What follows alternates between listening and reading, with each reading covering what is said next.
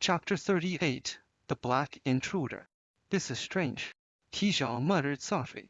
I thought a physical elimination game would involve a more complex arena, something that could continuously eliminate the participants. You're right. Yao Jin nodded, glancing around at the rectangular field and the iron plate in the center. His face also filled with confusion. How are they going to eliminate us here? Just as the words left his mouth, a large iron ore before them trembled and slowly began to rise. Huh? The pudgy middle-aged man looked at the opening door with confusion. What's going on? Do we have to move forward? At the same time, as the door fully opened, the countdown clock on the wall started ticking. It seemed like the game had officially begun. What's going on? Everyone exchanged bewildered glances, completely unsure of the situation before them. But in the next second, a deep, growly code from behind the door. Qiang wasn't human. This'll. Yao Jin felt the hairs on the back of his neck stand up. You've got to be kidding, Young. A large, jet black creature emerged. It walked on 2 legs, its mouth slightly open, with drool dripping down. Its gaze locked onto them, filled with hunger, as though it hadn't eaten in 3 days. As it fully emerged from the doorway, the iron door slammed shut behind it. A bear? Yao Jin instinctively took a step back. If the opponent were human, he'd be confident he could hold his own. But this was a towering bear. Tijan squinted his eyes, his expression growing serious. There was a black bear, identifiable by the white crescent-shaped mark on its chest. However, this particular black bear was far larger than usual. Ordinarily, black bears were rarely taller than humans, typically standing between 1.6 and 1.8 meters. But this one appeared to be over 2 meters tall, an imposing sight. One of the women almost screamed, but she instinctively covered her mouth. However, a faint sound still escaped. This sudden noise startled not only the group but also the black bear. After a brief pause, the bear let out an even deeper growl, seeming agitated. What kind of game is this? The middle-aged man wailed in despair, shouting as he turned to run, only to freeze after taking just 3 steps. He realized that the staircase they had descended earlier had vanished. Now there was nothing behind them but a tall, impassable wall. Utterly defeated, collapsed onto the ground. It's over. We're done. We're all going to die. What should we do? Yao Jin turned to Tijan. This isn't something we can just rely on physical strength to win. It's not looking good. Xia's face grew heavy. Why did it have to be a bear? In close quarters, a bear's lethality was even greater than that of a tiger or a lion. In this confined space, it had the perfect environment to hunt. The massive black bear took one slow, menacing step toward the group, closing the distance between them. 2 young women, the closest to the bear, were already paralyzed with fear, unable to move. Quick, play dead. Still sitting on the ground. When you encounter a bear, playing dead is your best chance. His outburst startled the 2 girls at the front. They immediately dropped to the ground, trembling as they shut their eyes. No, Tijan shouted loudly.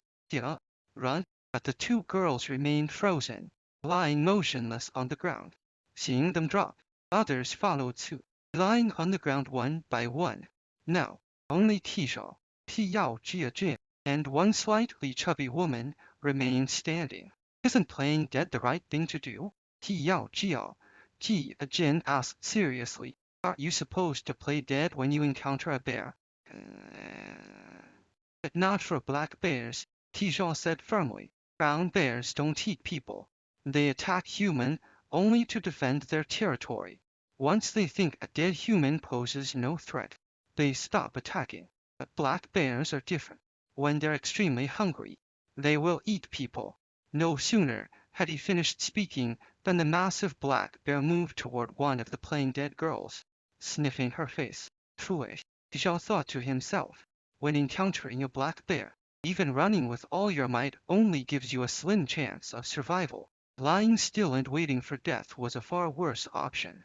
As expected, After a few seconds of sniffing, the bear suddenly opened its jaws and clamped down on the girl's neck. The girl let out a short scream, but her voice was quickly cut off. Caught in her throat, she frantically beat her hands against the bear, but it felt like punching a heavy sandbag.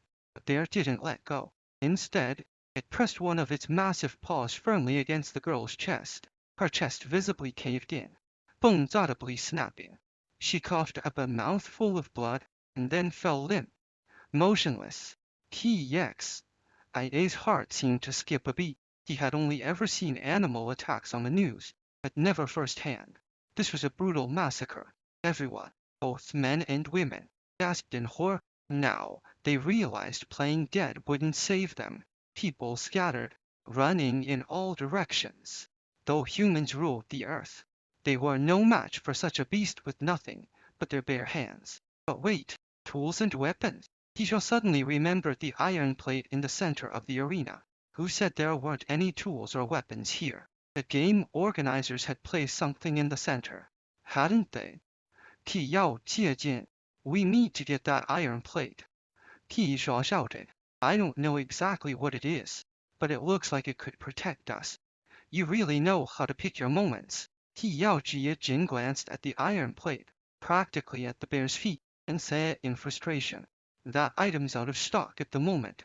Would you like to choose something else? Cut the crap. Tijia snapped.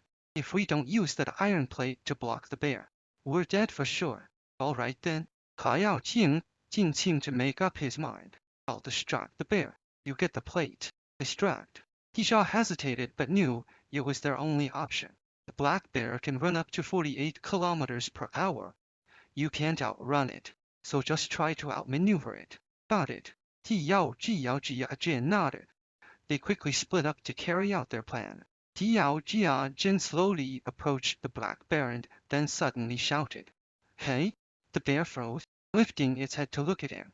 Its eyes filled with murderous intent. It took a slow step forward, as if testing him, but Yao Jin didn't flinch, stepping forward as well. This unexpected move made the beast hesitate. It couldn't quite figure out Yao Jin's intentions. Huh? Yao Jin forced a smile, gesturing at himself. Come on. Although the bear couldn't understand human speech, it was clearly provoked by Yao Jin's attitude. It slowly stood upright, balancing on its hind legs, making itself appear even more massive. The bear let out a deafening roar, its rancid breath filling the air. The sheer force of the roar reverberated through the arena, causing everyone's hair to stand on end. Yao Jin felt a trickle of cold sweat run down his back. It seemed he had provoked something far more dangerous than he had anticipated.